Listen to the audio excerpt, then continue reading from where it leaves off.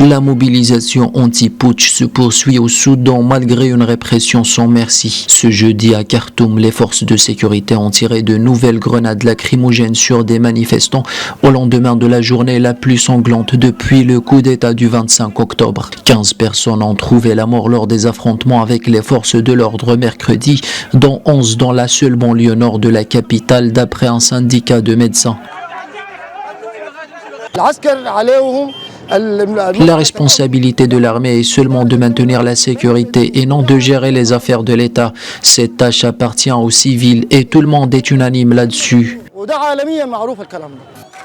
Plusieurs milliers de personnes manifestaient pour exiger le départ des militaires et du général Abdel Fattah al-Burhan à l'origine du putsch. Un appel également lancé par la communauté internationale qui réclame aussi la libération des détenus politiques. Cette dernière requête devrait être rapidement satisfaite, à en croire Jibril Ibrahim, l'un des rares ministres du gouvernement sortant reconduit par les militaires. I expect that all political detainees will be free very soon. Je m'attends à ce que tous ces détenus soient libérés très bientôt et que les militaires tiennent leurs promesses.